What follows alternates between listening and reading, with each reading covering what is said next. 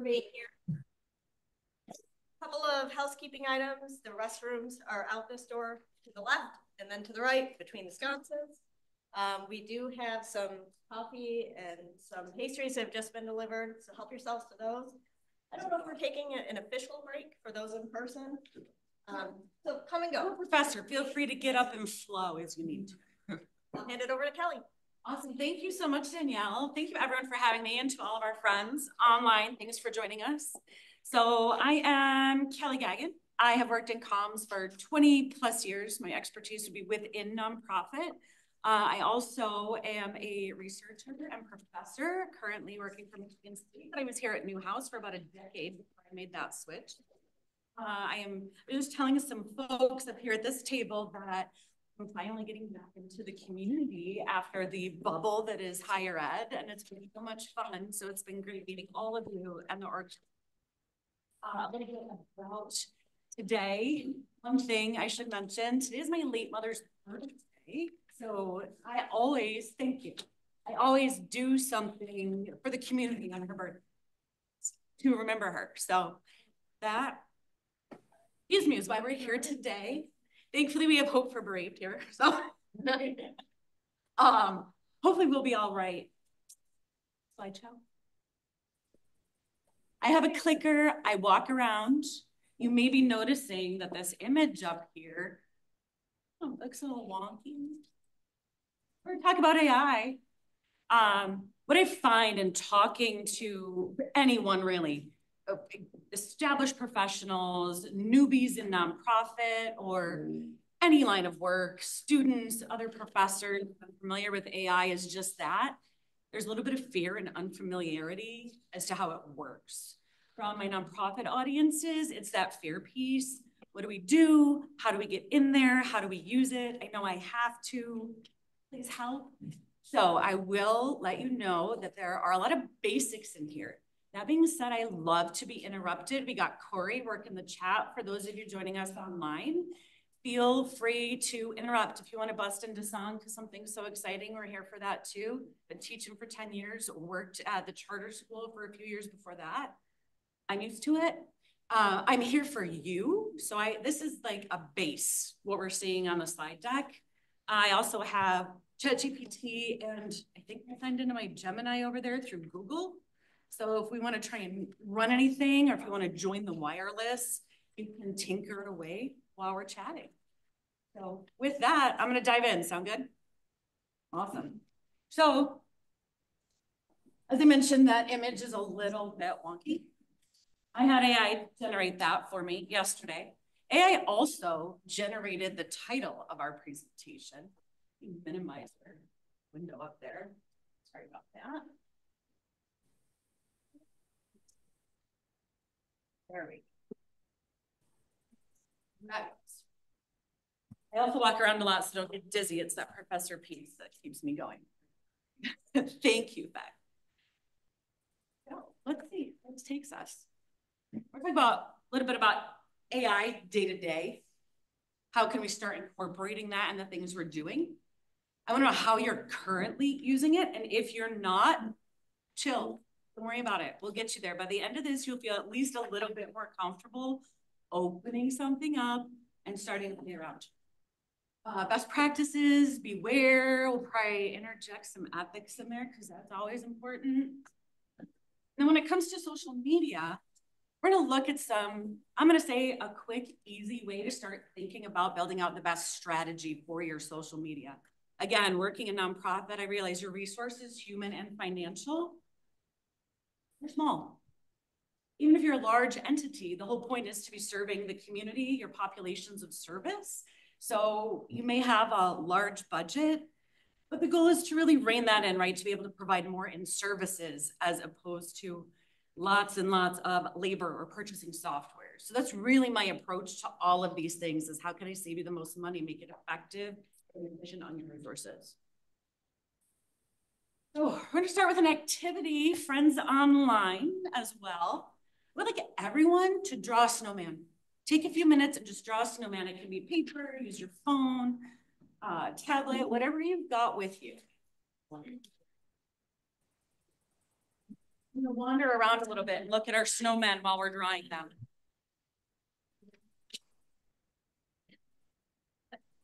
Yeah.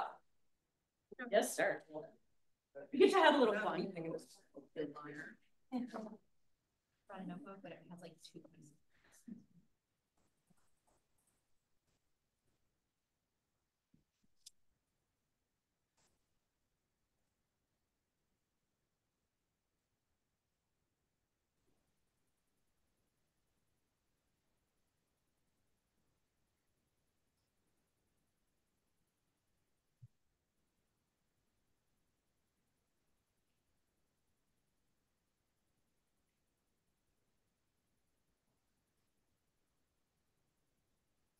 Just another minute or so.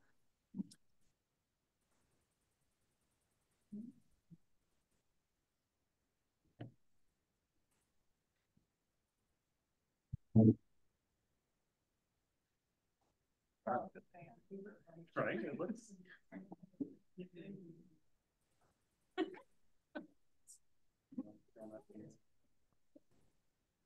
Right, I'm hearing a little chatter and seeing some pens go down. How'd we do? How long has it been since we've drawn a snowman? I like to hear that. Consistency. So whose snowman looked similar to what is on the screen right now? Yeah. Awesome. Mine's melted. Love that. It happens, you know, especially with climate change, things are melting. So someone tell me, and you can just shout things out. How did you learn to draw a snowman? How did you know how to draw what you drew? You gotta start with the basics. Basics? Where'd you learn the basics? Cool. School, okay. Art class. Art class. Movies? Seeing them? Yep.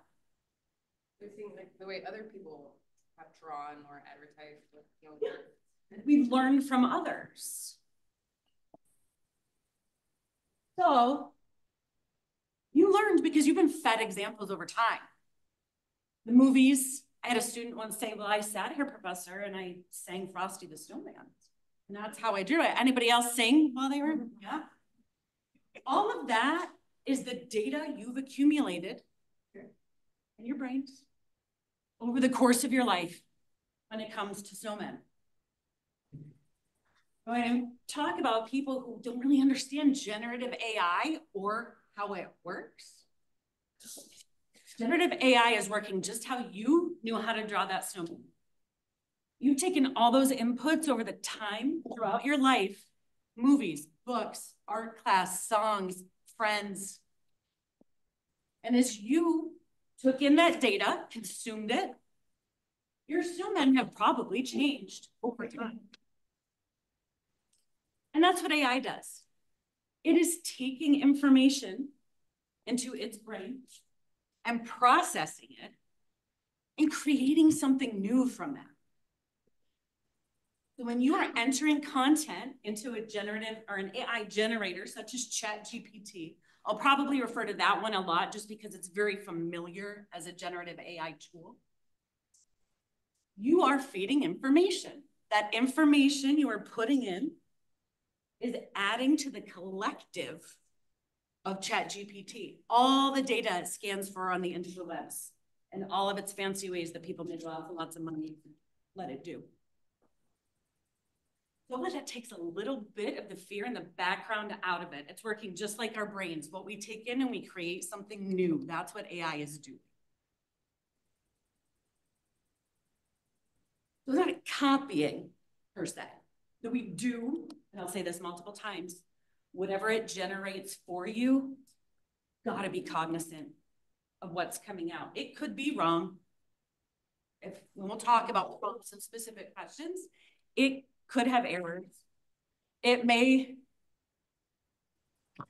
give you an image that looks like this and Freud's, right? It may have incorrect data included, but it is taking the information that it has learned over time as it gets smarter, more knowledge, taking those patterns and creating something new, hence generative, it is generating.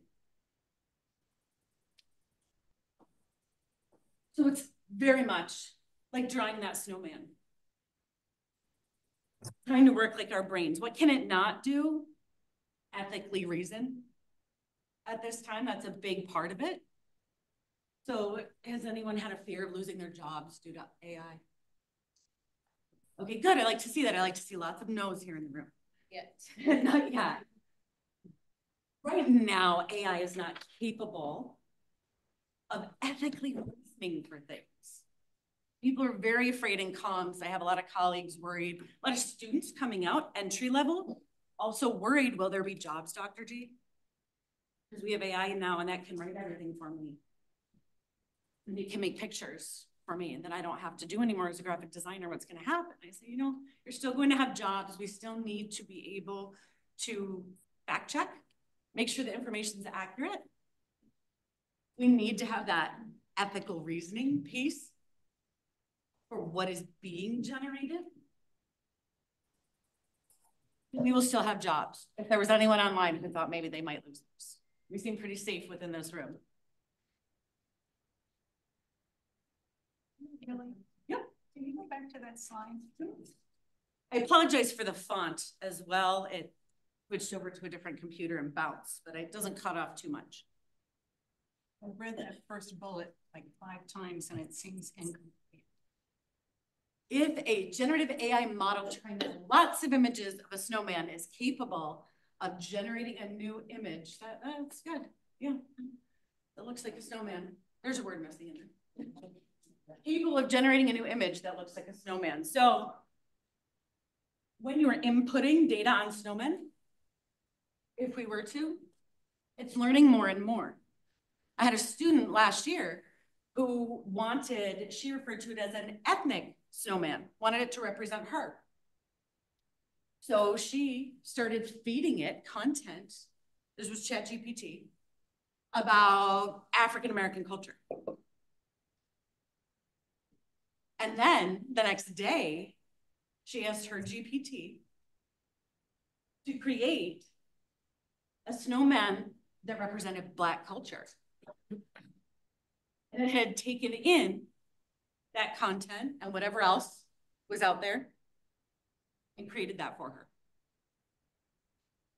And we'll talk about prompts so we can create some too, as I'm signed into my own GPT, which will do images.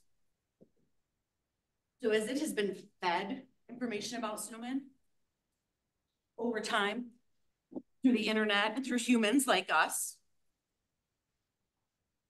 it's learning more and more, just like us. And I'm putting it out there. The same way text descriptions. We are writing things using ChatGPT, the generative AI tools, to create text for our organizations. We can train them to learn the voice of our organization. Or if you're with an agency, for example, I can train it to have the voice of my clients. Now, I will say, the free versions, it'll get used to you. We'll see on ChatGPT, it says your GPTs. So it's absorbing everything you personally are putting into your account. There are enterprise systems for larger companies that, especially in marketing, they are designed to learn the voice of a client, to learn all the goals, objectives, values, mission statements. Danielle. Online. Kelly, the question in the chat was, what do you mean whatever else is out there? Does AI go looking for more info than what you feed it? Yes. So AI scans the web. It is searching all of the troves of what currently exists on the internet. Pardon? Only the internet. Yes. Yep, so it is working within the internet. You'll find when you search something, we'll say ideas for fundraising events. You can ask it for sources and it will direct you to articles and websites where it has found that information. I think the scary thought is for us, the internet seems really huge. Using SEOs. Yep. There's a lot of SEO involved in it. There are algorithms that frankly I just don't understand. That's high level mathematics there when it comes to algorithms. all of the programming behind it. But what always shocks me is how fast, how quickly it can generate content for me, give me answers. It's a huge brainstorming tool for me. So when you're asking it to give you, let's say, an intro to an appeal letter, for example, it is scanning the internet for all the information it can possibly find about what makes a great appeal letter and sample appeal letters that are out there in line with your prompt to create a paragraph for you.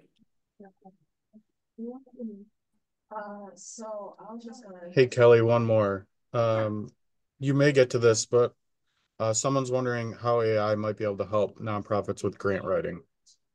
Oh, excellent question. We're going to talk about writing in just a bit, so I'm definitely going to cover that. Thank you. I love that idea. Daniel, will you jot that down just while I'm talking about writing? I can. Thank you. So here are a couple of examples of the feeding the snowman. ChatGPT on the left, this is the paid version. You are able to use ChatGPT for free. You make an account. You cannot create images. They're like everything else. When you subscribe to something, if you pay for it, you get more options. So just so you're aware, I do have the paid version of ChatGPT. And this is the snowman it created with this simple prompt, create an image of a snowman. Then on the right, this is Google Gemini, another tool through Google. If you have a Gmail account, you have access to this. So anyone with a Gmail has access to this. Great opportunity to start playing around a little bit, put in the same prompt. And there's the snowman that it came up with. So again, pulling this information from all different sources. If we were to all pull that up right now, which could crash the wireless, if we were all to do that, there may be some similarities, but it would depend on what tool you used. If you are already a user of ChatGPT or Gemini and have prior searches for things in there or prior prompts entered, it may alter what the result would be. We got a couple different types. So there are text models, which I will say is the one I use most often, is a text model. Could use it for brainstorming. Give me a little something. Help me find a way to say, please turn in your assignments on time, or it's the end of the year, it's giving time. How can we make that sound different? I know in nonprofit, in my experience, gosh, after a while, you write all these things and it starts to sound like platitudes, sending them out. I need something new. I need a new way to say the same thing. That is what I love about AI. It is helping me brainstorm new ways to say the same thing. You can also, we call them multimodal. So we're looking at not only working with text, but images, audio, video. There's some tools listed in here as well, a little bit later on.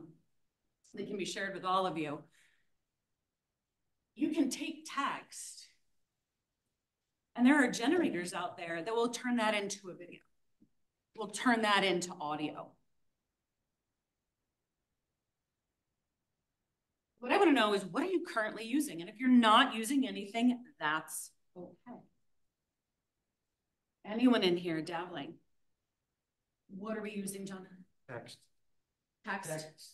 That text rewrite. I've recently used it. I have used it for graphics with Adobe and came up with that same mismatched thing.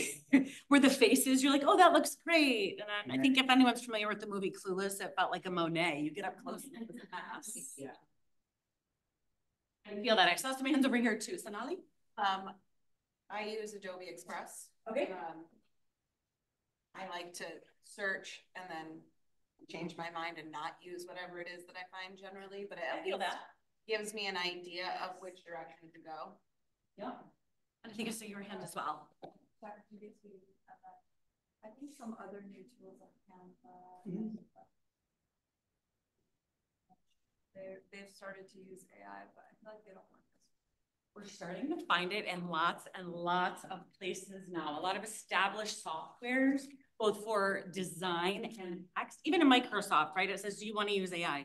You open a PDF, it gives you the option at the bottom with a pretty little star that says, hey, do you want to use this? Well, of course, they're asking you because then they have the Adobe suite, right? That wants you to just keep buying more things. Yeah. So these tools are coming into play. You can also find them, I'm not sure if anyone subscribes to a media monitoring service or scheduler for any kind of social media.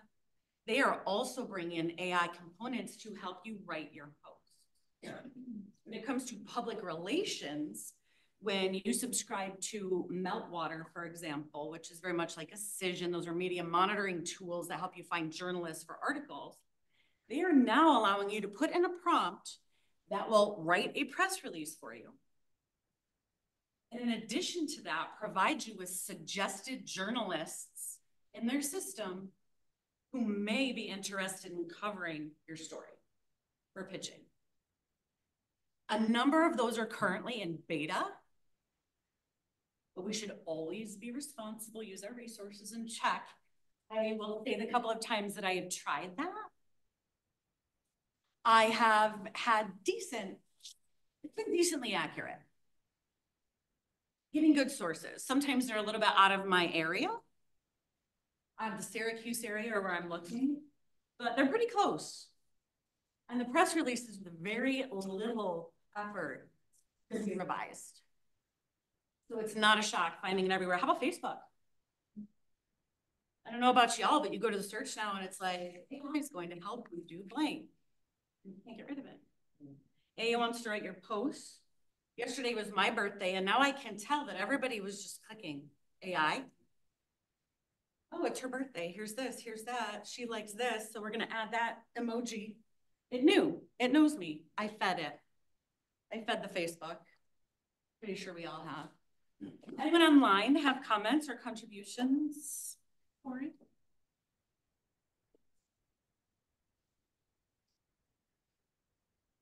Nope, nothing in the chat. So feel free to take a picture. Thank you, Corey. Feel free to take a photo of this slide. These are some of the ones my friends are using or I have used. There are tons of them. I should get out of the way. I'm going to be appearing in lots of people's presentations. I love Goblin. Yeah, get up there. I love Goblin. Tell people about Goblin, would you? So you know the times when your head is too crowded, you've got 18 million things and they all have various levels of priority. So Goblin Tools has something that you kind of like spew out all your information and then it organizes it for you and puts it into what you have to do and like what's next. And I think of it like a virtual assistant, like it just takes the chaos and makes order. And then they have other ones too, but that's the one I found the most. And they say that they're built for the neuro-spicy. Yes, that's what I'm so happy. It's the ADHD helper right there. Absolutely. The creator of Goblin Tools, you're exactly right. The creator of Goblin Tools created this AI system for folks with neurodivergency. I believe, if I recall the story correctly, the family member was diagnosed with ADHD, which made, executive processing, all of those things very difficult. So Goblin is there to help you break down tasks. It does a bazillion other things as well, but always free, guaranteed to always be free. I enjoy it because let's face it, you get 400 emails a day and sometimes you need a little help triaging what's happening. What's going on? I have all these priorities. Help me figure out what is the most important. Is it always right? No. But it can at least get you that step closer and get you that moment of a deep breath. I can move forward. What's that? I just said some of it's just like, this person invading my privacy. I know me better than I know myself. I feel that way.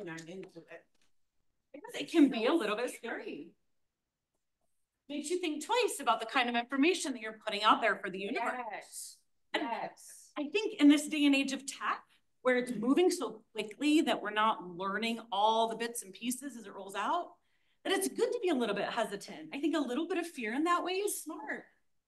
Think about what all of the social media platforms know about us as humans. Not so much professional at this time, but just thinking of being a human. Yes.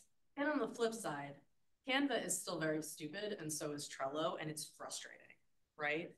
The number of times we've tried to create shared group projects with the shared group software, and then nobody gets the invite to find the thing that you're working on. I'm sitting there going, you guys could do better. Right? And hopefully, with all this technology, the messages of, hey, that failed are getting sent back to the companies. They are advancing continuously. That's how we're on chat. I think it's 4.0 now. Always another iteration, just like your phone software. But some of them are clunky.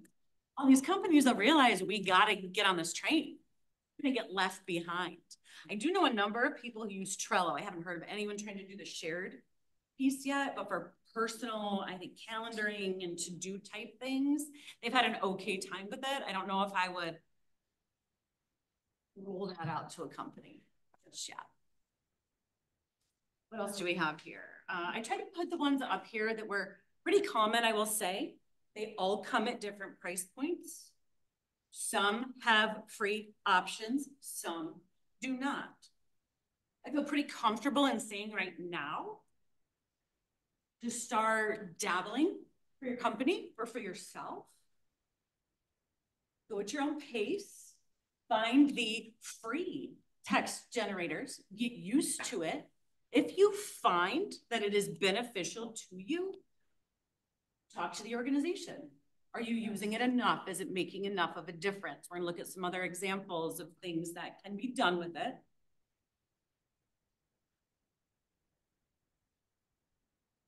So, what it is, where the information comes from. We've talked about a couple things to be a little bit worried about, maybe with good reason, a little bit worried about it. These are the ways that I have used it and colleagues have used it professionally. These are the most common. I will tell you, and I think I marked on the slides in the notes, I double checked these things. I asked AI what AI is best at and most used for. And the lists were pretty close. I did also go out and do a Google search to ensure that I could find that same information in credible sources. So it did pretty much match up with me. So content creation and curation. We talked about generating text specifically. Sometimes you just need to brainstorm a little bit and get some new words. I need to write an email that rejects something. Those are hard, right? Anybody have a hard time writing the ones that are like, I'm so sorry, we can't, we don't. That hurts my heart, so I feel a little bit better when I do this. Is this where the opportunity for grant writing would come in? Or? Excellent, yes. So content creation. In theory, you could upload the grant application. How to do a draft for you. Does it need a narrative? You could put in the prompt the grant narrative parameters and have it write it about your organization. Now, as with anything, back to putting in personal information, the same goes with professional information, proprietary content that is not yet public. If you enter that into, we'll say, a public GPT AI generator, it has fed the monster. The exception to this is something like a software called Jasper, for example, which is an enterprise system that is closed for your organization. So if you decide to go back to the office today, you're like, you know what, I'm gonna try this because I got 10 grants and the end of the year is coming and I gotta get through them. Let me try this narrative. Make sure the only information you are entering is public already. Otherwise, you've given it to the monster. A good example for this, because I'm guessing a number of you do media relations as well in town. If you have a completely amazing announcement that you want to share with the news media, you don't want to be giving those figures of that amazing gift you got. Your impact that you really want to share it on the nightly news or through Syracuse.com, because there is a chance once you have fed that information into the system, it could be pulled elsewhere by someone else somewhere in the world. Tips and tricks to get around that. I use it a lot when I'm brainstorming or I just need to rework a paragraph in a press release, for example. I will substitute the name of my client. No, I'll call it Kelly's Foundation. Use my middle name, the Kulikin Foundation, right? Those things are out there. Change the location. So very much to the point of the personal, you want to make sure that that professional content that's meant to be proprietary or private to the organization is not getting put into these systems. If you upload an image that you have taken of perhaps someone in your care, a volunteer perhaps, again, you're feeding the monster. He's a friendly monster. You just never know what could happen to that image. Thomas. Does that go for the images you put on your websites as well? It can pull. Yep. You'll see, I'm not sure, we share the slide decks, right? We will. Okay, you'll notice when you go through that some of the images in here are tagged Creative Commons. Because when I had them generate through Canva, I think Gemini and ChatGPT, it pulled from publicly available images through Creative Commons licensing, one of those sites. You'll find too on Instagram, if you have, let's say, we have folks who use Adobe. So if you have removed someone using AI, because Photoshop, the Adobe suite will allow you to do that. There are a number of apps that let you do that. It now automatically marks that image on Instagram as created with AI. So multiple platforms are starting to recognize that kind of content. A couple of years ago, Disney, was it Thor? Might have been one of the Thor movies. They got called out really big time because they used AI to create their movie poster and there was a clock in it. The numbers were wrong. That was one of many things. But that was a international release. And they never declared that that was created with AI. So it started a lot of conversations about ethics. Those designers didn't create that. It was AI generated. Where'd that come from? Whose clock is that? Where did it pull those numbers that are wrong and the face of the clock? And I wish I had more in-depth answers about how to handle that, but we are still learning. Tech is great, but it moves really fast and it changes really fast. So for grant writing, it's wonderful in that way. Lots of reports are public, right? Especially for a nonprofit organization. People have the opportunity to check out financials and things. That is public information. 990s are available. So that would be a corporate decision. Do you want to be entering that exact information in there? Prepare a summary for my annual report. Write bios for my board members. I've had grants that have asked for that. Some of those applications can be very intense, very time inefficient, lots of things to do. Could be a time too to use something like Goblin Tools. How do I break this down and parse this out? What is the best way to go about this to be super efficient? Because any of us who have written grants, a lot of that information is taking the same information on page 1 and putting it on 25 other pages. So breaking down that process. Not everyone is lucky enough or blessed enough to have an in-house grant writer. There are a lot of, like 3,000, I believe, 501c3s in the Syracuse area total. The majority of those are teeny tiny. Could be one person shop. How do you make time? That'd be my primary use and recommendation for folks in nonprofit with AI. Start slowly with having it help you be more efficient in these ways. So you got the content creation, coming up with new ideas, new images. You don't have to use the image, but it could give you an idea. What would look great in our end of year appeal? And then ask it to create, how about for web? How about for Facebook? What a great way to storyboard something so that you could then go create it with original content. Proofreading. Guilty. I don't always make time for that. Thankfully, I have colleagues at Strategic Communications and we have a review system. Some organizations, there's not time or the human resource to do that. You can upload, again, things that are okay to be public and use something like Grammarly. That's a pretty familiar tool in general for learning about grammar. Their AI function is phenomenal. It will write and it will proofread like nobody's business. Sometimes you don't trust yourself with that, right? I mean, come on, you read that over and over and over, those appeals, the last thing you want is to have that one donor reach back and say, oh, there was a typo in the third paragraph. And so I'm going to withhold my gift because you don't pay attention to detail. I've been there. It happens. Brainstorming. Oh my gosh, just an extra brain and it's going through thousands, millions of other brains to help you come up with ideas. It can be hard. We're busy people. Research. I do a lot of research. Jumpstarting here. In fact, AI and the platforms associated with AI are becoming one of the top search engines. You can prompt it to look for information and provide you with the sources.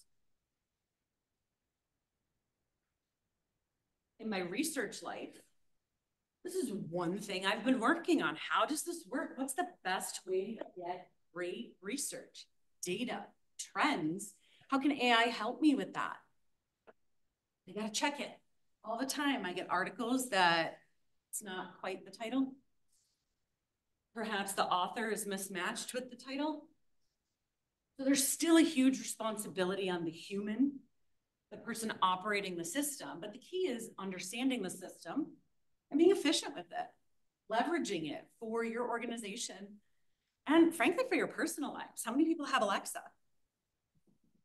A lot of people. You're already using it. You are talking in your home about stuff. Sorry. Siri, Alexa, any of those tools that are listening, all that information is going there. My cousin works for a geolocation company. They're the ones where when you walk into Target and all of a sudden the ad pops up and you're like, how the heck did you know I was here? They know everything. Absolutely everything. She is the scariest thing, Kelly, is you can turn your phone off and I still know where you are. So when you're in your home having those conversations, your best friend Alexa is having that conversation with you. She's just not participating in that moment. She's a good listener. Let's do it all. We got photo and video editing, phone apps for that, Adobe for that, if anyone has it. Again, free apps are out there. Media relations and monitoring, I touched on that a little bit. You can search articles on Hope for the Bereaved. Has Hope for the Bereaved appeared in news media in the last 30 days? Again, double checking whatever the results are, but it gives you a starting point. We got chatbots. Anyone's organization have a chatbot when people want? I know some of the larger ones do nationally. So if you get an organization with a lot of Q&A, it may be worthy of your time to look into chatbots. Are they affordable? I'm eyeballing the folks at the zoo because zoos, how fun if you could get one of your animals, like the elephants, to like give information. We also talked about naked mole rats, but I don't know that that would be a cute chatbot. But just thinking about the way to incorporate that and think about engaging in the digital space with a chatbot. Does it make sense? Now, there have been organizations to use that. N.E.W.S, Eating Disorder Association, their chatbot went off the rails. I want to say this was about 6 years ago. And when people were turning to the website and the chatbot for help, it started talking about snacks. Well, if you'd like a healthy snack, have an apple instead of a chocolate bar. So it was not doing the service it was initially designed to do. So they had to take that down and work on it. Train it to not do that. They have not put that back up to my knowledge. But again, it's about understanding the technology. What are the questions? What are the downfalls within your organization? And I mentioned the enterprise systems earlier. So that's cool if you have a lot of money.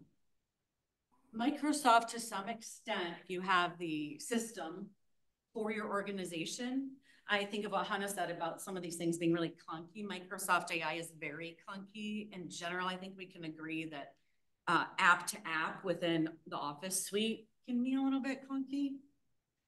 So I would be wary, but it is starting to be used in there, which would make it affordable for a number of smaller organizations, as opposed to looking at the tens of thousands of dollars for a full AI enterprise system. So are you saying that Microsoft has its own like enterprise system within? Most companies have their own, it'll have SharePoint. Yeah. It is all closed. So that is like an enterprise system. It's for your company and your company alone. I cannot access your SharePoint. So if you are running for your organization, the Microsoft Office suite, and it is corporate, you can think of that as an enterprise system because in theory, no one from outside the entity can access the information. Something that you have to kind of sign up for. I noticed, I feel like a few days ago, I was writing up something in a Google document during a meeting, and the prompts that it gave me, I was putting in someone's name, and I just filled in the person's name for me. And That's AI. I was wondering if that was like the kind of generative AI that was tying into a number.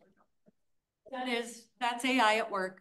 And you're seeing all of your sentences start filling in with what they think you're going to say.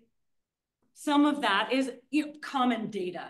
What are people usually trying to say when they say, oh, good morning? And they'll try to finish that sentence for you. But the systems are also learning, who are you talking to most? It knows who you are communicating with and about what. Your emails are in there, right? I will say I'm not an expert on how the Microsoft system works. Are they going through and reading your emails each time you start typing? If I'm writing an email today, is it going to know what I said 3 weeks ago? I don't know. My guess is yes. Right? It already knows that you sent something once. So how is that system working to collect that information for the future? Which can be handy, but again, a little bit clunky still. But I'm starting to notice that AI button or notification popping up in all of the apps. A little example of research. Coming to the Community Foundation, and right now, Community Foundation, we've been talking a lot about lead and lead poisoning. So I thought, well, let's see how the city of Syracuse feels about it. I don't know, not my specialty. So I put in my prompt. How do people in Syracuse feel about the lead poisoning problem? Not very specific, not very sophisticated. Put that in there. And these are the results it showed me. I'm going to defer to Danielle, but I feel like it's pretty right on to the messaging that's been coming out of the Community Foundation.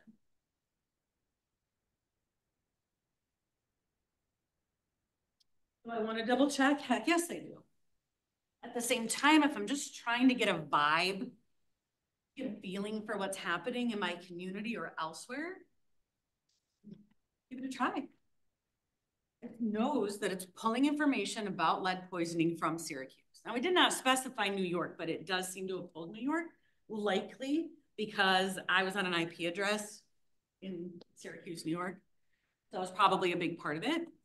You can get more and more and more specific. This is pretty good information.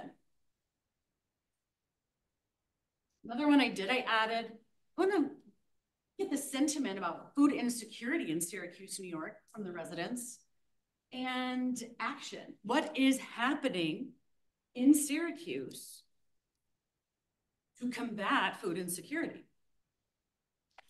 And it tells me residents are deeply concerned about food insecurity. It's a significant issue in the city. All true. Oh, yes, that would be great. Thank you. You're amazing. We have a good team in here.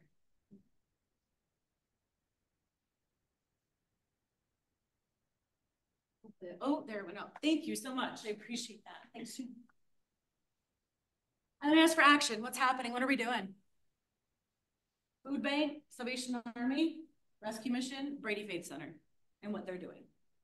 Again, I'm gonna check it. But it pulled those organizations. And it pulled, possibly, hopefully, what those organizations are doing. Definitely gonna Google them, check it out, make sure those are the services that they're providing. But it pulled that information for me in less than 3 seconds.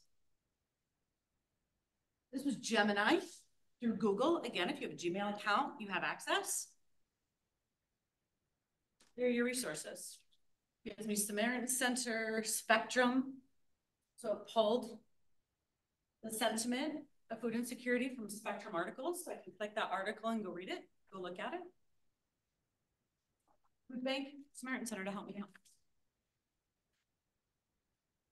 Oftentimes, these are getting better. The actual citations. Gemini does it automatically. ChatGPT, I've been having to ask specifically, please tell me the link. In the paid version, that is getting better at including the links for the data each time. Again, all this technology moving forward at rapid pace.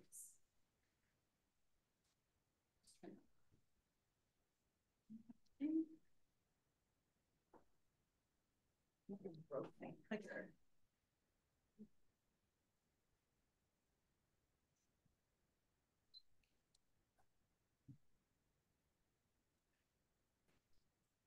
Technical difficulties. Any questions?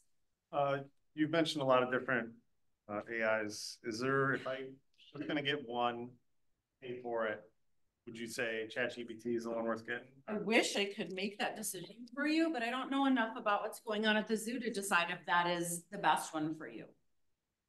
Base level, just getting started, I think that's a great place to start. There's a lot of research there, a lot of people who have explored it and are starting to use it.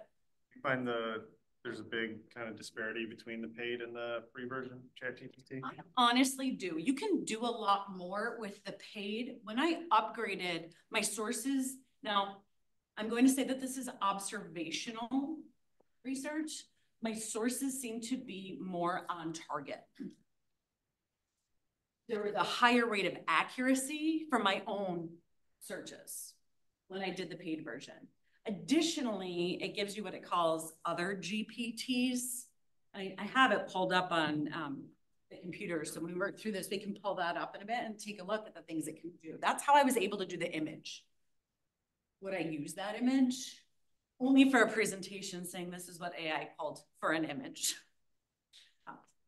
In relation to that, like you eventually got the paid version. How long did you wait to kind of make the switch? Because my brain says, well, maybe you just got really good at, you know, using ChatGPT, like you know what to say, right? Like there's tips and tricks on, you say X, Y, and Z, and then you'll get ABC. So is it that you got more experience, or is the paid version really worth the money? I got suckered in for the paid version. I'm very good at writing prompts, very specific prompts, and refining them to get exactly what I'm looking for from the system. So do I think I needed it? No, I primarily use it for text purposes.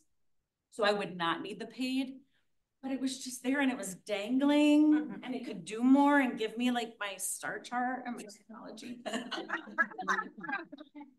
Fun fact, you can put your birthday in and get a whole star chart. On TikTok, they charge a lot for that. So yeah, how deeply do you want to be invested in it? And is it worth that investment?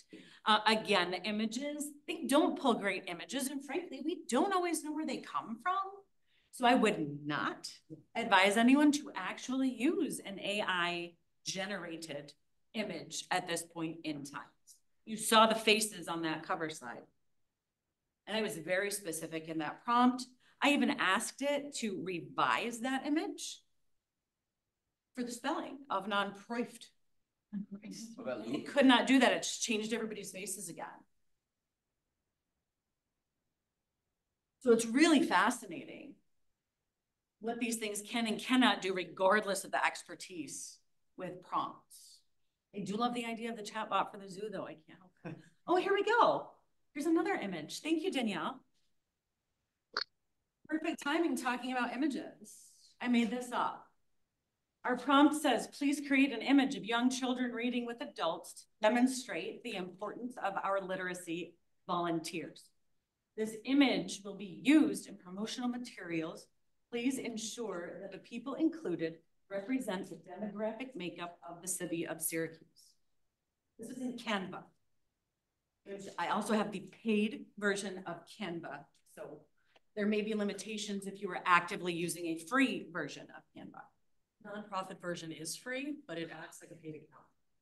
Excellent. Yeah, I have the educator, so that's why I say I have paid, because it gives me everything. So good. Anyone who needs Canva, top tip. So I asked Canva to do this, and I don't know, folks who can see this, it looks like photos I've seen around the city of Syracuse for nonprofit organizations. Very specific prompt. Happy people reading. It invented the name of my organization and called it Literacti, I think. Right? So while I would not use this, what I could do is become inspired if it gave me some great ideas of how to set folks up for promotional images. Maybe I'm new and unfamiliar with the area. Help, I need some ideas. I need to understand, what are the demographics like in the city of Syracuse? I very much could have been more specific with the exact demographic information. Kelly? Yes. I'm a little stuck because my mind is blown on your caution about writing, and somebody else can grab your text if you don't change the name and all of that. So madly texting staff at my organization saying, don't do this. On this platform, Canva, could somebody grab this idea and these pictures if you put this out on Canva? I don't see why not at this time. And honestly, we could consult with people who designed the AI, but at this time, whatever you're feeding in there, it's a part of the system. Again, unless closed system for the company. So it's that side of caution. Yeah.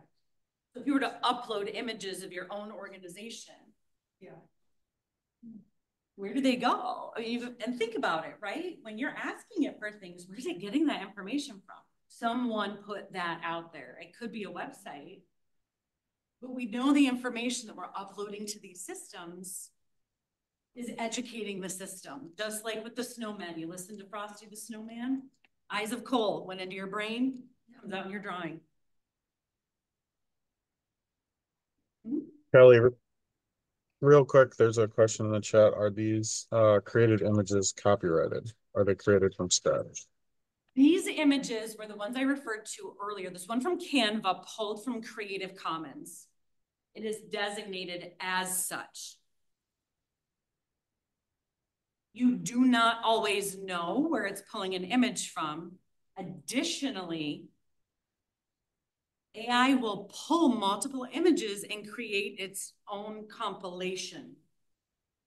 So I always approach these things as I don't know where this came from.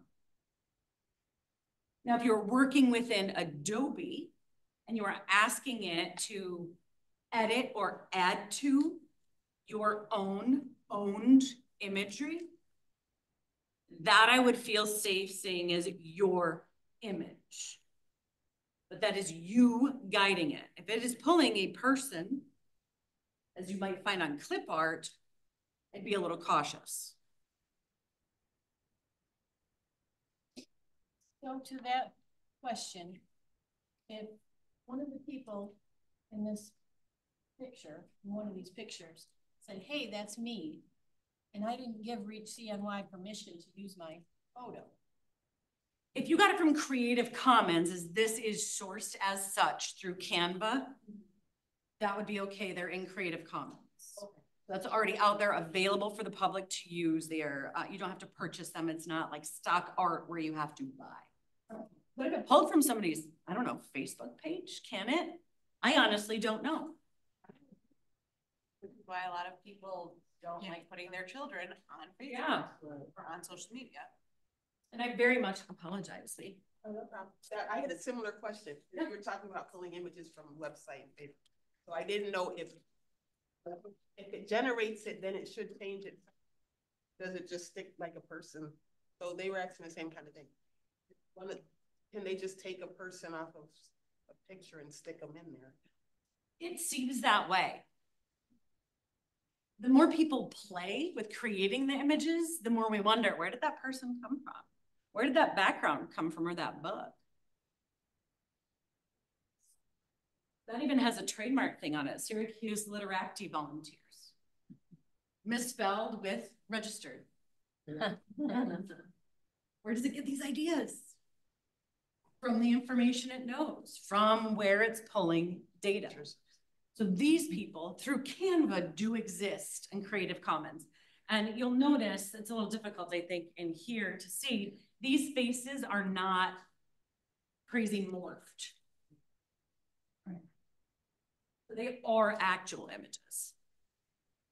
In any of these programs, would their terms of use tell us what they would use the images for? Yes, but who's reading the terms of use in this? I like that. Right, it's like with all those iPhone updates that are coming out, you'll notice that AI keeps getting mentioned in there. It would probably behoove each and every one of us in the room and online to take a peek and see exactly what it's doing. How is it using it? Many of you have probably noticed that there are some apps you're going into, and Microsoft, I think at some point I've gotten something that said, maybe use your content for AI. You can opt out. But especially with something like Outlook or Gmail, right, that learns predictive text from people's data input, a number of them are asking, can I use your information, your email that you're typing to your donor or your auntie to help make predictive text better? Your phone, same thing. Perhaps we could opt out somewhere in the terms of service, but did anybody read that? Did you read Apple? I scan. I got to admit, I didn't.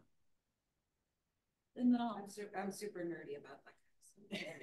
I need to be more nerdy, and I think it would be good for all of us, especially in corporate settings, to understand where is it coming from, where is it going.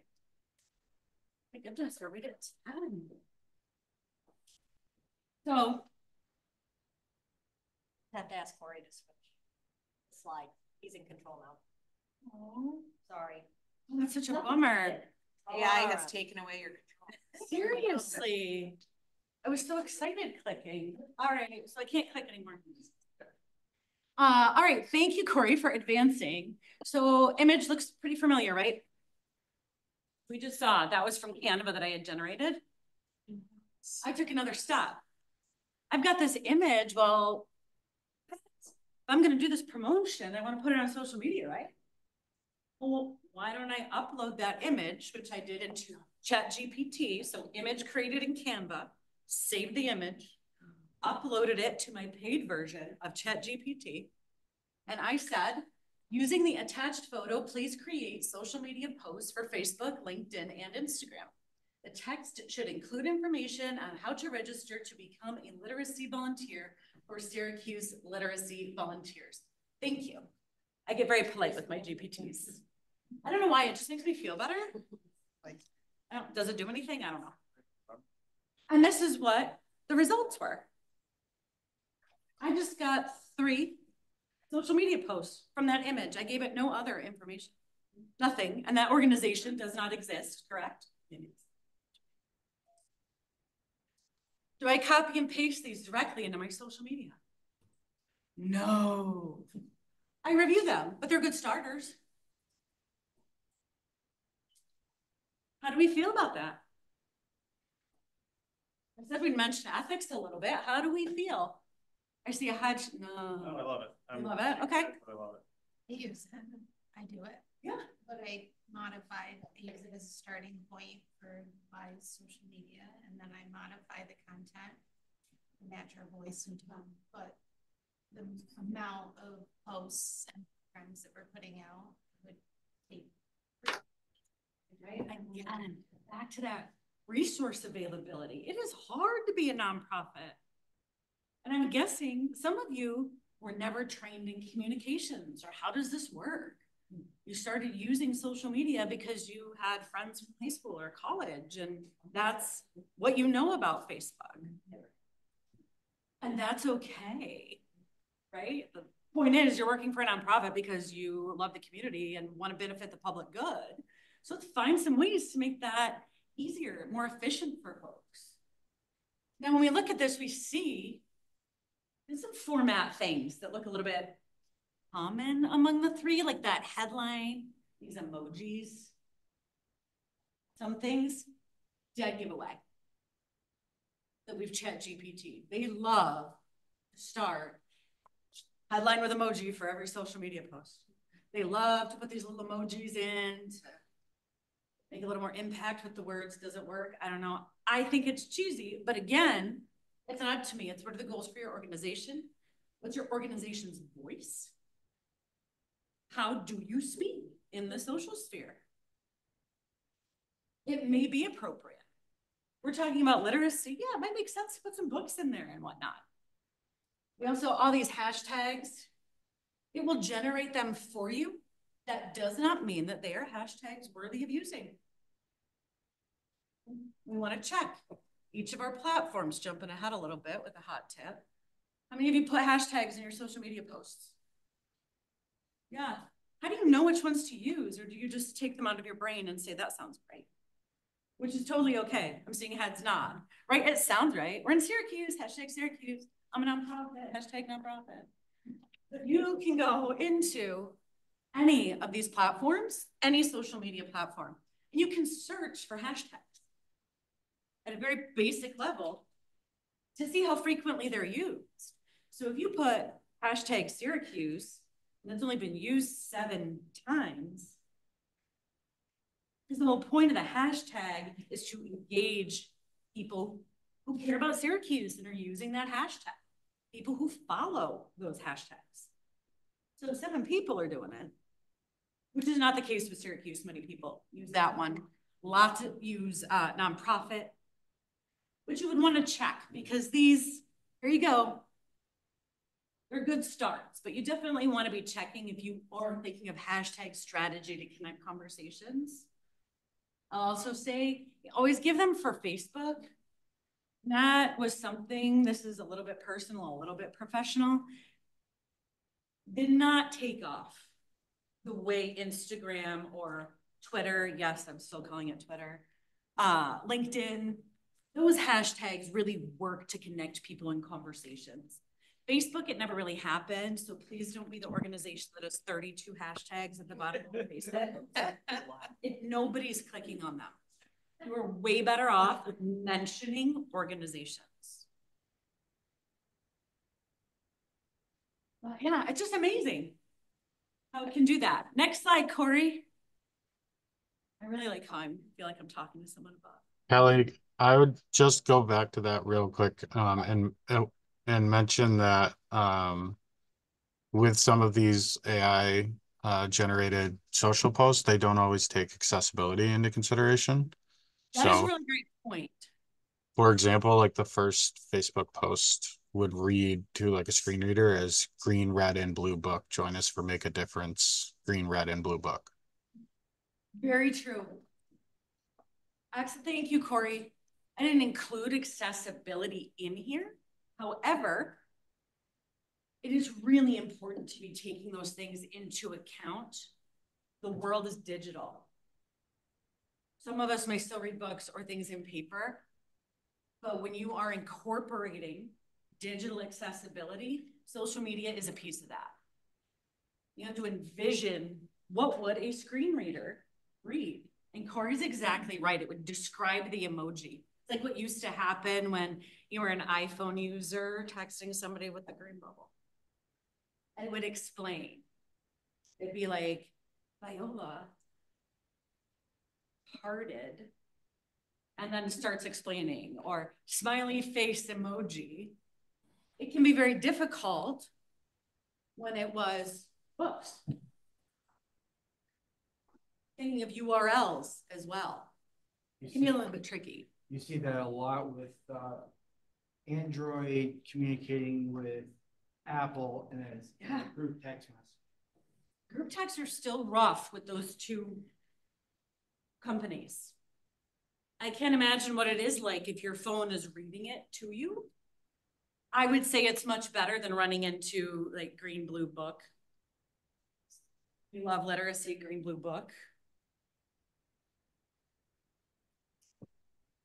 So prompts. We've seen some examples of the prompts that I have entered into AI. Some were very generic, draw me a snowman. Others were very specific. I want an image that I'm going to use for promotional purposes for my organization about literacy, and I want the photos to resemble the demographic in the city of Syracuse.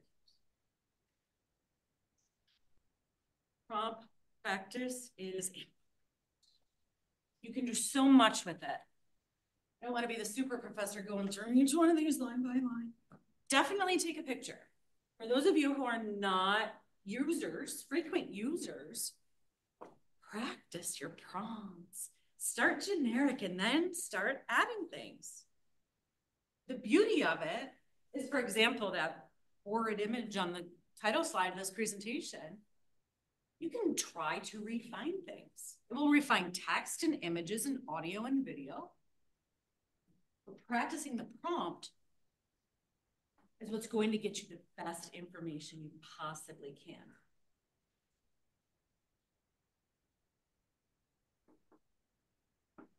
You can teach it your voice. If you have your own GPT and you keep working in it, it starts to learn your voice. Write to me in my voice. So for an organization, if you are consistently putting things into a GPT with ChatGPT or any other generator, and you're consistent with the voice of your organization, it is learning it for you. Will it always be on point? Probably not, because let's face it, nothing is always on point with AI. But how great if you could ask it after uploading, I don't know, a couple of blogs. Please write some social media posts in the voice of my blogs. And it will do its best to do that for you. Can you give it prompts to teach it your voice? Like my voice is. I have.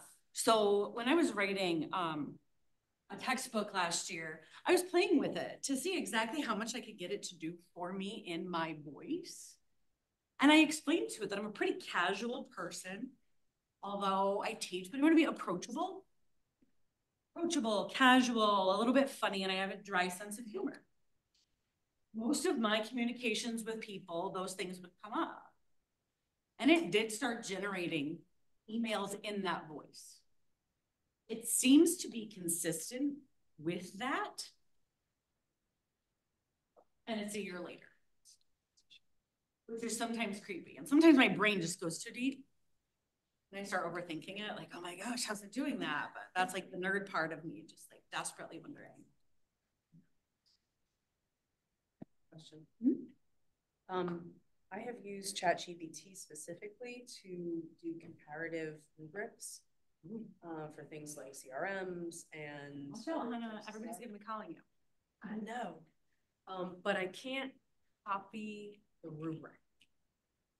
How do I pull it from ChatGPT and get it into an Excel document with things spaced out? I think it does not do that. I've been having the same issues because you can eventually, when you're in there and you're used to playing with data. Oh, do you know how? Gemini will do it. It'll pull it in Sheets. Yeah. It's their Sheets is the version of Excel. That makes sense. And then you would be able to take it from Sheets and put it in Excel. But I've been having a lot of trouble going back and forth with these items, which one I use, and I couldn't copy a table out of ChatGPT. So I would screenshot it. I think I have one in here somewhere. But if I had done it in Gemini, learning new things every day. So really, just don't be afraid to get dirty. You got to jump into some social media stuff, but play. Don't be scared. Don't put in your most intimate details of your life, but don't be scared. Next slide, Corey. So need to use them. If you are not comfortable, your organization is not comfortable, practice doing things for yourself. Practice writing an email to a friend or writing a social post about something awesome that happened to you that day.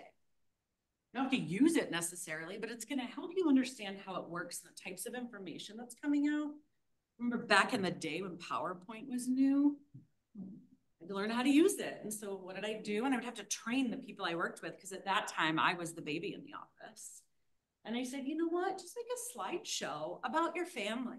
It'll teach you how to put in a picture. It'll teach you how to make a text box and type and change the text to look cute.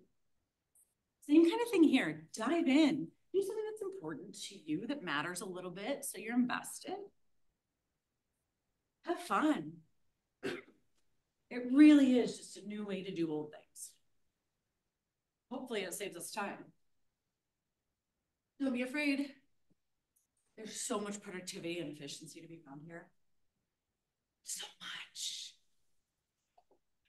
You will see tasks start to like disappear and get faster. Brainstorming. You no longer have to sit at your desk thinking, oh my God, another appeal letter. Or how do I write thank you a different way for someone who's been volunteering or giving so many times in their life? Like, I want to freshen this up.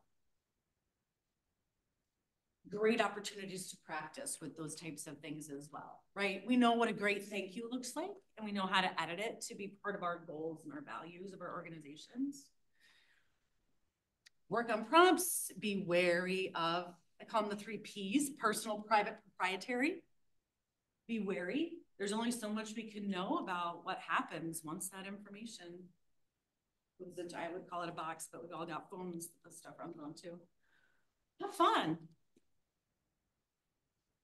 See what you can create. Holidays are coming. You want to send some cards to people for fun? Create them with AI.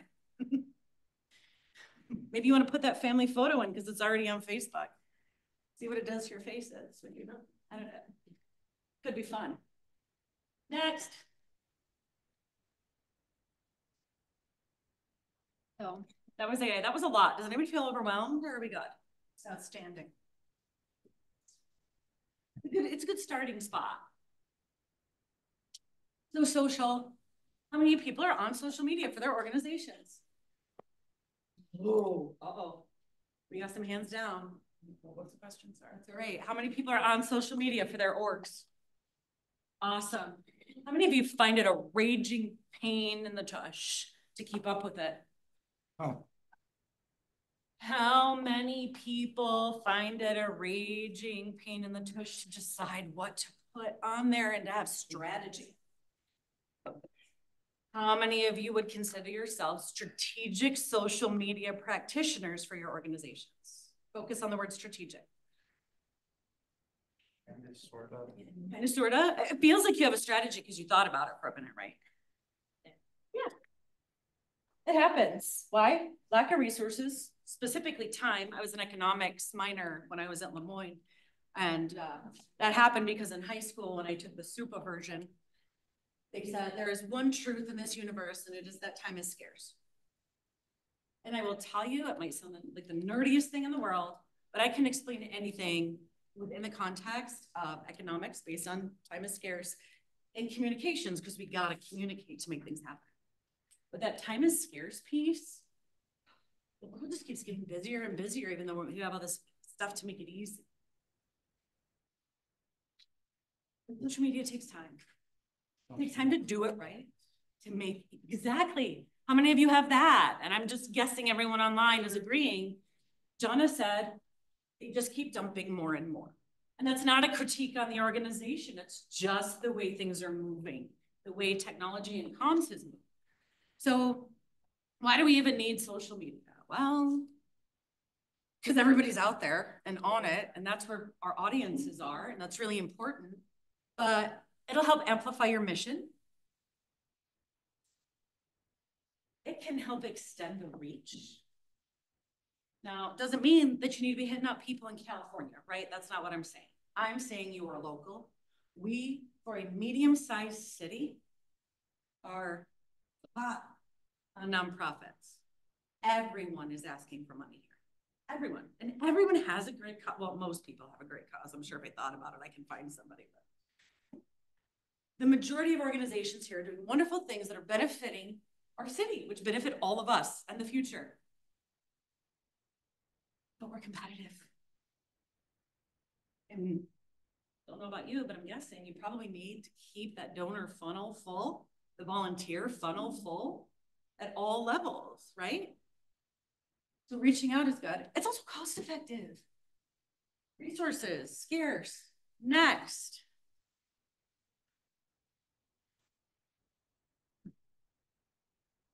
First and foremost, we're talking about strategy, but I'm going to try not to use the word too much because it scares people sometimes. And it also sounds almost as cliche as like when we are disrupting. And then next year we're going to innovate. And then when we're done innovating, we're going to pivot. Yeah, kills me every time I have to see that. So, know who your audience is. If you are not trying to reach Gen Z, then why are you on TikTok? Know your audience, because when you know your audience, you're going to realize you don't have to be on every platform. Maybe you do. Larger organizations, it's very possible that it's necessary to be all over the place. But you don't know that until you've truly examined your audience. Who are they? As an example here, Facebook is likely not where you're going to find young millennials. They're not there. Young millennials and Gen Z, not on Facebook. So if that is who you're trying to reach and you're spending all your time on Facebook, stop. Take a step back and think about it. You can also use the analytics part of the business suite to tell you who your audience is, to tell you this many people are on Instagram in this age range, this many people are on Facebook in this age range, there are this many men, there are this many women. You can use it to your advantage of putting this stuff together. The platform analytics are phenomenal. How many of you who are active for your organizations are looking at the analytics on the platform? Not on a regular basis, but I do look at it. That's great. So we're thinking of strategy. Well, knowing your audience, at some point, you need to see if it's actually working, right? We'll talk about it in a little bit, but just to Ellie's point, their analytics are phenomenal. A lot of people have software subscriptions that can pull analytics and things like that. Meta does not share their data. So if you have a third-party vendor for something like that, which are decently expensive, so I'm going to guess not too many organizations are participating in that, there is data you can't get because Meta keeps it to itself. But if you are on Facebook and Instagram, for example, with Meta, fantastic analytics, great detail. Back to the audience, there's plenty of research at your fingertips. We just talked about AI. You are unsure how to go about defining your audience, and you haven't done so already, maybe jump in to one of those generators. See what kind of information you can, like, what does Gen Z want to hear about from a nonprofit in Syracuse, New York? Again, of course, check that data, check credible sources, use your resources. I'm not ashamed to say, use the Google Monster. What does Gen Z want from nonprofits? Read some articles. Tons of information out there, but if you don't know your audience, then you cannot say that you are for sure on the right platform. Next. Just a quick look at audiences. There's some terms out there, right? Target market, market is big. We're looking at a broad group of people who may be interested in you. Target audience, specific groups. Everyone's organization does something different. Some cradle to grave. There's something for everyone. Others, perhaps you are looking at boomers who are high wealth individuals. That's very different than an organization that thrives on hands-on volunteers. who must be physically active. So understanding your different groups you're trying to reach, and then possibly drilling down to a target persona, really humanizing that one person that you really want to reach. Who are they? What are their demographics? What do they care about? There is so much going on in people, especially young folks, goldfish when it comes to their ability to focus on things. Part of it is our phones. I'm guilty too. We don't focus, which is why it's even more important to know exactly how to speak to these people and where to be speaking to. Gen Z likes to be involved. They want to know you are making a difference. So to get one of them, they're also busy. To get one of them to come and volunteer for you, you need to be showing them that value, what's already out there, and how is it going to benefit them. And that's not in a selfish way. It's, if I'm going to commit my time, I want to already know that this is successful, that people enjoy themselves, that people are making a difference, that the organization has really strong values, supports sustainability, for example. Social issues. What does that organization stand on social issues? Now I'm talking to a nonprofit audience, so I'm going to guess they're very similar across the board here. If we jump out into the general land of organizations, for young millennials and Gen Z specifically, that's information that they really want to know about.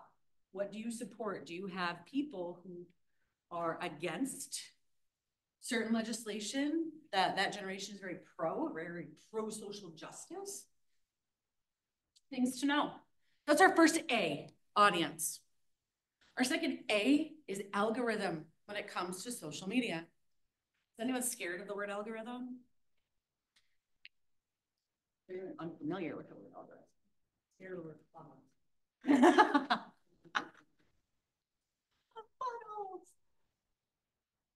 So algorithm, I think we've all heard that, right? Oh, it's run by the algorithm.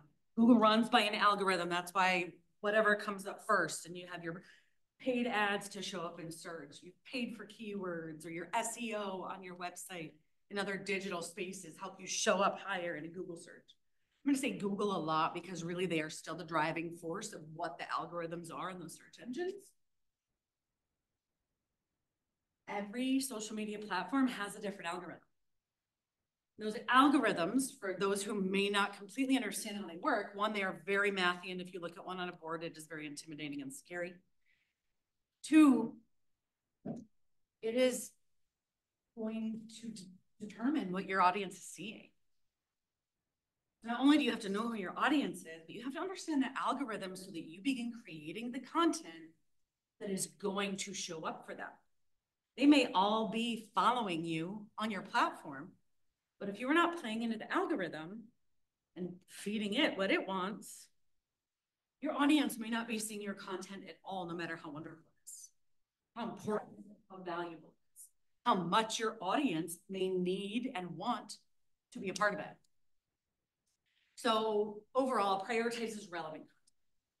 Things that are being talked about, things that are out there already in the socials, places where people are. There's some key factors in the algorithms listed there. Recency, things that are new. So whatever's happening now is what it wants up there.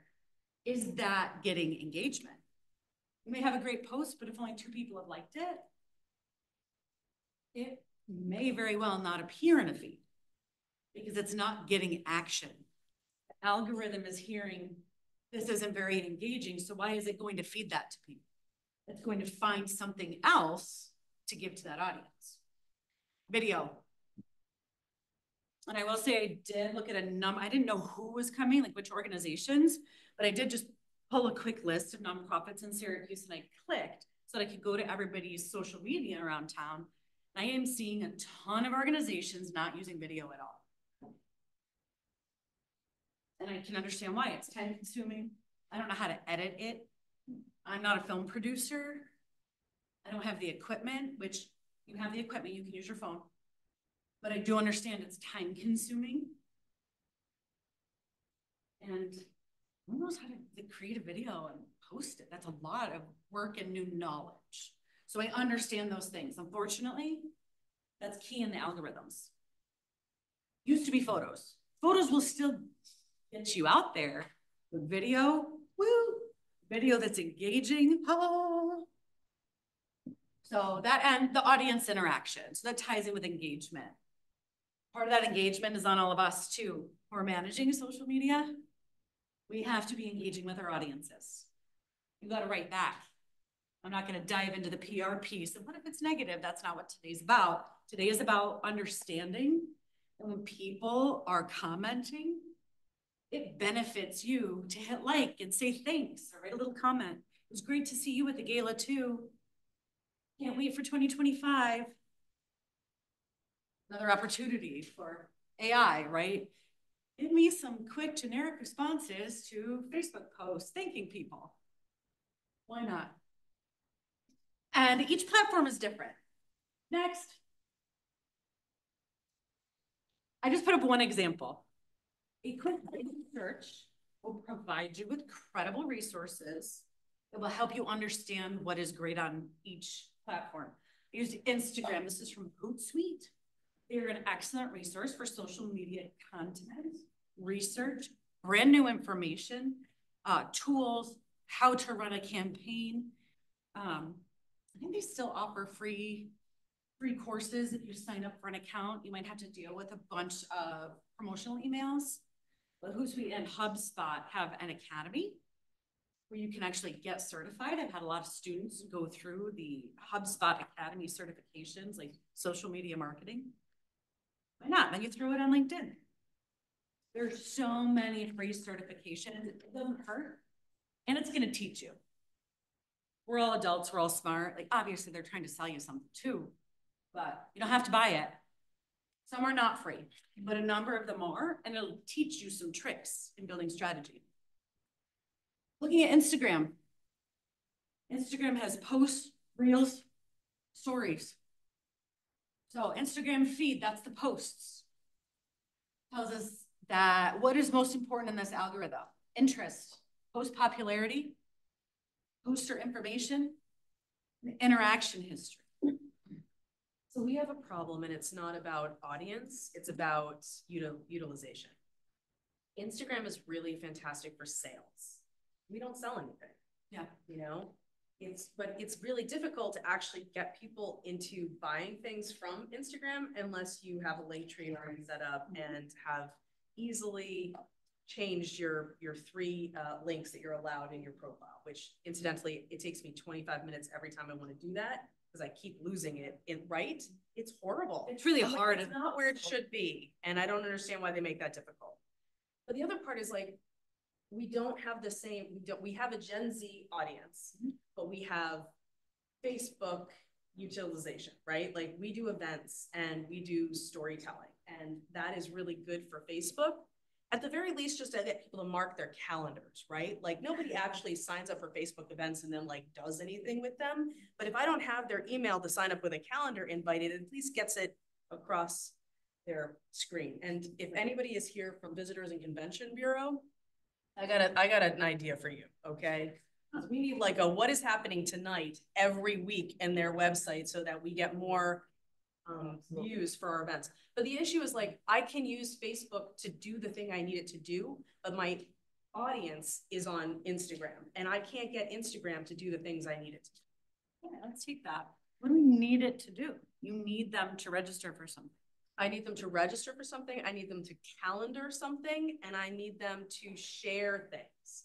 The inability to share mass posts on Instagram, like they can send it to Messenger with their friends, but it's not like sending it to the grandparents or what, like we have cute kids and people want to see cute kids doing cute inclusive kid things. And then they want to share it with people. And then the other part is like on the subject matter expert things. There's a number of organizations in this town that do something that nobody else does. And we can compartmentalize that information on blogs or things like Medium, but then sharing it back and forth. We can't really share that into Instagram. Like that doesn't work that way. Because it's all pictorial. Video? Clips of a video? We're on the no video side. Yeah, right. That's the hard part, because my first thought is what you're doing on something like Instagram isn't working. It's the content. It's the content and the way it is presented. Stories, very bottom of the posts, very bottom of the algorithm. Right. People are not interested, especially Gen Zers. I've had students tell me they never look at posts. It's all the stories and the reels, period. So if it is not in video, I mean, there are always exceptions to the rule, but they are watching videos. That's why TikTok is so huge. It's video. I love TikTok. Right? But the other 10:30 at night, 2 hours. To feed into things is we have images of kids, and I have photos for all the kids that we put images out on or videos out on, but you know, like how much do I want to commercialize that? Can you just create a simple video reel, like your upcoming events? Just a graphic, and then make it a video graphic, and that can be shared. That is very possible. Right, and It's just great music. And you can Use the trending tunes that are happening. And have you tried to comment text word, and then it automatically sends the user a message, and that message can have links for them to like buy something or register for wherever they need to. I'm buying you all lunch. After this sport, what gets them to click? Yeah. Help all your community partners and have them share it on their story. Yeah, the content's going to get them to stop, right? That's key. You know the audience. Once you identify that content that they want, I don't care if you need them to make a donation or volunteer or come to your gala next weekend. If you're You need to get them into the content. Make them smile, make them like it. Buy into the authenticity in what you do and who you are to get them to take that next step. Just like anything else in nonprofit or sales, right? Call to action. What do you want them to do? Make it clear, make it easy. But that first piece is you've got to get them to stop when it shows up in their feed. Because we're all guilty. I don't even think there's an age issue here. We just swipe. It takes a lot to be like, oh, I'm going to check that out. And it's so fast, especially in Reels. And that is super popular. Top of the algorithm there if you're doing Reels. Great thing to be doing on Instagram. Think about the competition between the platforms. TikTok exploded over COVID. And that is short form video. You can just sweep right through it. It's got tunes. It's got some captions. People sometimes read, sometimes they don't. But they're looking at it. So jumping off of that, if video is not the medium that you prefer to use, you can still make reels with pictures and word graphics, and it's a good jumping off point to play with it to see how you can make an impact in a reel with your photos and with the music that you put with it. If you're trying to get people to give you money for whatever it is you're doing, We love money. I think everybody in this room is looking to pull in that money, but the seeing pictures of kids doing things with that inspirational music. Think about the trends. What's trending right now? This is most specific to Instagram. You can get all the Gen Zers, even Gen Alpha, the real young folks. They are on there and have Instagram. You only need to be 13 to be on Instagram. So all of that, all the way up through, I'm 45, so I'm young Gen X. I'm the end of Gen X. But all the way up, pushing into 70. People are on there, primarily the younger demographic. So think about what's happening on TikTok. What is popular there where we know darn well it's those Gen Zers and young millennials on there? I mean, there is over 40 talk now, which I'm part of, and I'm not ashamed because it's great. But these other folks, they are doing the dances. There are trending sounds and songs, which are also, because Meta's not stupid, right? If everybody's on TikTok for all these reasons, we need to be doing it too. So they've got the songs. There's also memes all over the place about, the people who are older millennial, Gen X, and the boomers, and how they're not on TikTok. So they just wait for it to hit Instagram and then share it with all their friends. It is true. I have some friends who are guilty of that, so I just feel cool with that. But it's 100% true. So you you do have the capacity to hit those other demographics because they are interested in that TikTok content for whatever reason, but they're not on there. I felt like it's on hand. Yeah, I just wanted to share with people the tool that I've tried to do the comment, like a keyword, and then it automatically sends a message to the person. Yes. ManyChat syncs very well with Instagram. So like you can comment, you can ask a user to comment event, and then the software that ManyChat automatically sends a text message. Not a text message, a message in Instagram to the user, and then it can ask them to like select different things. Like you create the prompt, kind of like a chat bot. You become a chat bot with your account, and then like it takes them to the different things. But I think I heard someone over here say that what did you say? CapCut can turn images into videos. Is that what you said? There's like Canva can and CapCut. That's very popular on TikTok and Instagram Reels. CapCut. Very user-friendly interface for beginners for, I'm going to air quote, video production. Take your images, it can take your video and put it together really nicely. It's a lot of drag and drop. So you don't need to be a film producer to make this happen. There is a learning curve. I would say, just we aren't going so deep into what you can connect to all your social media. Again, go to the Google Monster and type in what apps can I link to my corporate Instagram. Corey is second, third, and fourth thing, the CapCut. So I see that a lot on Reels and things, but you know, Google, what apps can connect to Instagram? And then learn what they are and what they do and if they're good for you. If it is something that you need. Same for Facebook, same for TikTok, because once you have the business accounts, your options open up a little bit more even beyond the analytics. But again, millions of options. How do you drill it down? Next, please, Corey. So, audience algorithm action. What do you want them to do? Anna was talking about what she wants them to do. You need to know. Where do you want them to go on the journey?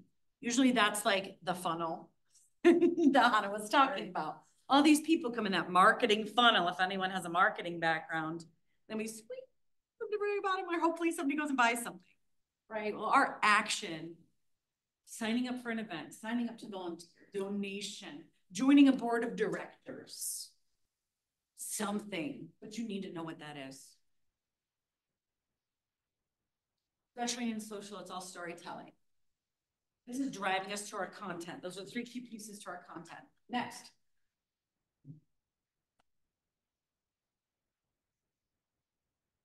Oh. Goal-oriented. Time sometimes restricts our ability to be strategic. We got great pictures of cute kids. Let's just put them up there. We got to get something up there because we know we have to be active or the board's going to be upset and I don't want to hear it. The ED is going to be upset and I don't want to hear that either. I'm just going to get something up there. And somewhere one of them heard someday that you need to post this many times a week at this time. Be strategic. Keep your goal in mind, your mission, your values. Every time you put something out there that's communicating something, and if you are just throwing spaghetti at the wall, you get punished by the algorithms if it's not something that's engaging. The strategy is important. Your content isn't coming up if people aren't engaging. And if we're not being strategic, people aren't engaging. We all have the part of our organizations that we know are that heart tug. But what we need is like that thumb tap. All the cute kids in the world, what is it about them that's making someone engaged? Keeping your mission, goal in mind. Real stories. My PhD was very literally building a public relations theory of integration. And I studied refugee populations here in Syracuse. A lot of this was about storytelling. because of the media connection. So I did lots of intense research into social cognitive behaviors. We love stories. The human brain loves them. We absorb them. Not only do we absorb them visually. I want to see it. How do we learn things best? The more senses you can engage. Why do hotels have all those fancy scents that come out that you cannot buy in the TikTok shop? Because they want you to feel it, to see it, to hear it, to smell it, everything. My students in class, if we have an exam, I spray vanilla. They're associating that with us studying. Vanilla, I play songs. I have former students who still talk to me about, anybody familiar with Naughty by Nature? Yes, folks my age. Okay, you down with OPP? Well, it was other people's property. I used it for academic integrity. I rewrote the words. You down with OPP? Me and Dr. G. And it was all about academic integrity. Respecting that. Why the sound? I have students to this day from 10 years ago who are like, I didn't even know who Naughty by Nature was. But whenever I hear that song, I think of our class and it reminds me not to cheat. OPP with integrity, other people's property. I've loved them. 100%. But it is pedagogically sound. So what senses are we getting? People have videos, so they're seeing it, they're hearing that song. I mean, we don't have smell-o-vision yet, but maybe that'll be coming soon enough. But we need to humanize people and their stories. Many of you in this room, the challenge of nonprofit is you don't have something you're selling. You're selling a feeling. You're selling a service that you want people to care about. So lucky for us in nonprofit, we have these tools now. They're so easily accessible by our audiences because we can tell those stories. We may not have a product in a pretty package, but what we do have are people who have been impacted. Make the intangible tangible. Keeping your goal in mind, who is the best volunteer to recruit Gen Z volunteers? Who is the best donor that you have to be sharing their story with younger people? Get them engaged. This is your time to shine. Point about analytics on the platforms made earlier, data. You have access to the data. You do not need to be a statistician or data scientist to understand the metrics. Hootsuite, HubSpot, a Google search. If you are unsure and you are a beginner, you can learn what all of the terminology is when you open up the analytics for your business account. But it is going to give you a wealth of knowledge. You're going to see when are people engaging. Not only when, but who. Who are those people? What do they do? Where do they live? We can do gender, income, tons of demographics available. And if you are noticing, they even give visualizations, right? Because I love a good data visualization, because sometimes, let's face it, we're not all numbers people. Numbers people tell stories with their numbers, and they help us by creating visualizations, which are also telling us the data story in a way we can digest. When it peaks, because something was wonderful and thousands of people engaged, we know that just as much as we know when it's down low. Look at that content, what didn't work? That's what that's there for, and if it didn't work, then do it again. The digital space, free, fast, you can change like this. Messaging isn't working, you're not getting what you want out of it. Awesome, put up something different. Change the messaging. A/B test. What works best? What time? It's a miracle of it. Does it take a little bit of your own time and investment to do that? Yes. But totally worth it if you can figure out exactly what's resonating with people. I also see when it comes to cognitive things, focus on one concept, one story. The human brain, once we get beyond one, it becomes more complex for us to digest. Lots and lots and lots of research. People will say, why aren't people bothered by genocide? It's a terrible thing. I think we can all agree. but it's because our brains cannot comprehend the mass numbers. It's not because we are hateful human beings without feelings. It's because it is just so large that we cognitively cannot grasp that number. It's like the Powerball, $800 million. What is $800 million? To me, that's the same as two. Way more than I've got. Stories that are effective in the news. One individual story. The Turkish boy that washed up on the shore during the Syrian conflict. That story mattered because that was one young boy and his story, one image that resonated with all of us, compared to images of tragedies in Syria with hundreds and thousands of people. It's just our brains, not our hearts. So think of that when you are sharing content. What's that one story really resonates? Let that person focus, get to know that person. Next. I just want to do a quick time check. 10 minutes. We leave time for any other Q&A. I know, sorry, we're just all yapping and I'm a yapper. Yikes. Maximizing opportunities. Be strategic, repurpose content. I'm going to show a quick example. Plan for evergreen. If you are not posting or people aren't engaging, you are getting punished. It's like a little slap from Meta and the other platforms. So what's evergreen? We got a million holidays for everything. I'm confident whatever your line of service is, there's a holiday. I mean, do we have National Elephant Month? Yeah.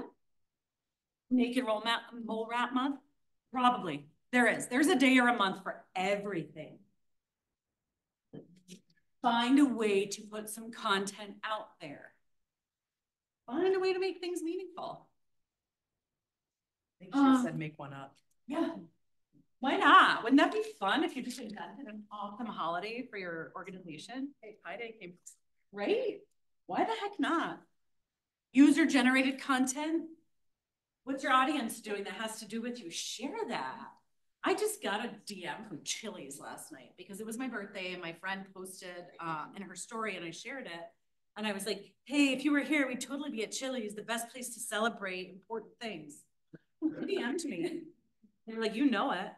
I'm 45 years old and I got super excited at Chili's. Sent me a DM. Look, see, Thomas is into it too. It's hot.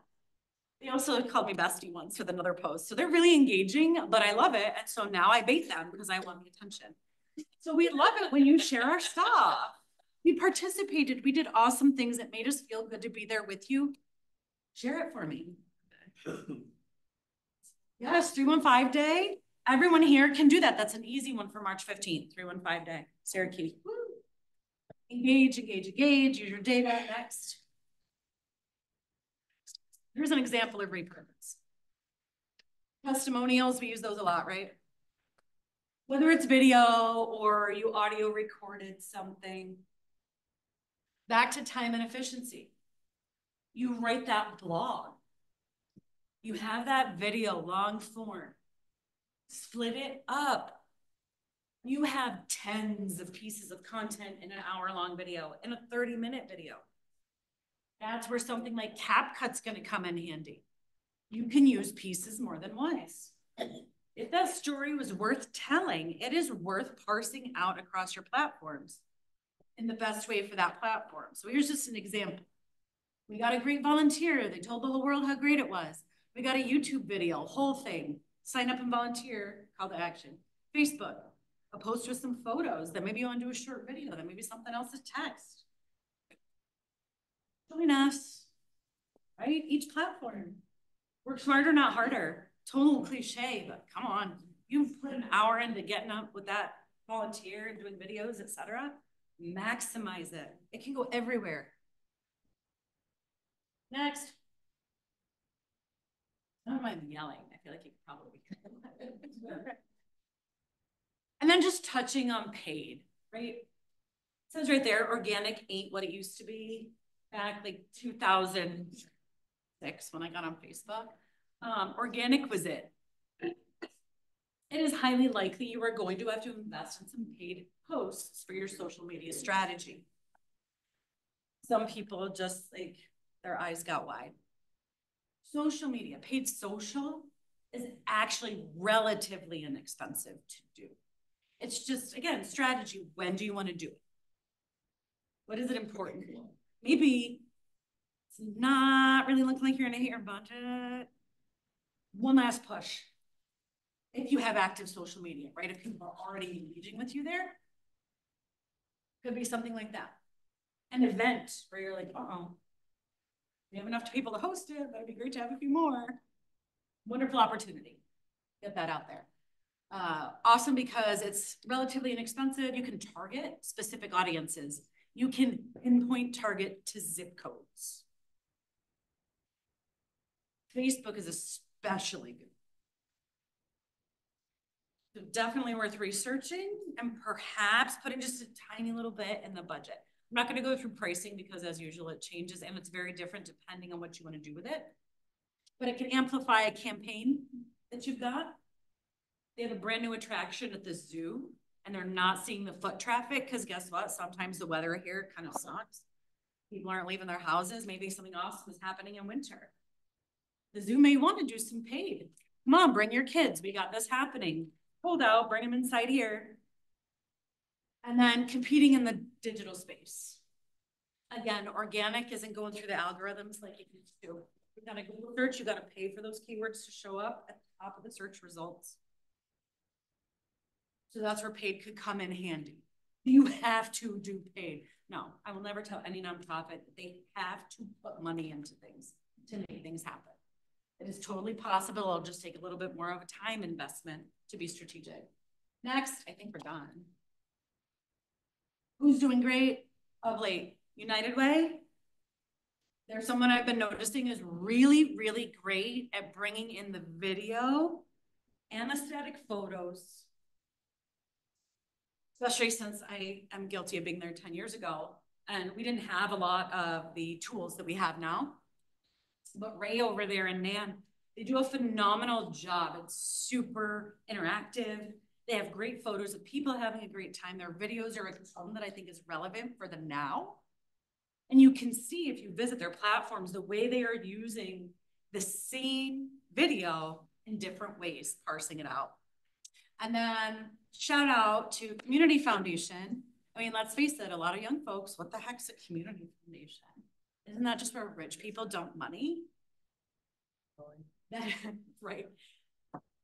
The Community Foundation, social media, especially Instagram, big thumbs up.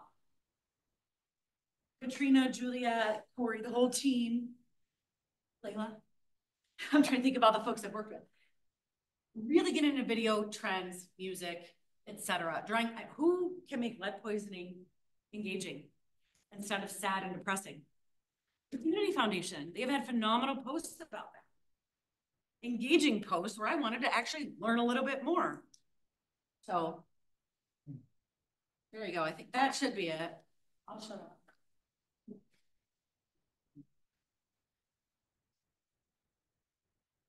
3 minutes to spare. Sorry. You put that back up, Corey. Kicking everybody out.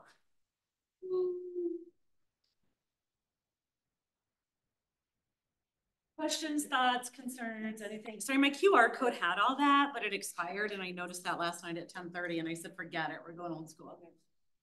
Ellen. I just want to apologize to everyone in the room because it stopped working after I touched your. We still love you, Janet. Sorry, Janet. I appreciate that. But look at that. We're nonprofit people. It's my fault. QR code. You ever watch? I haven't done that. I should do that. Yeah.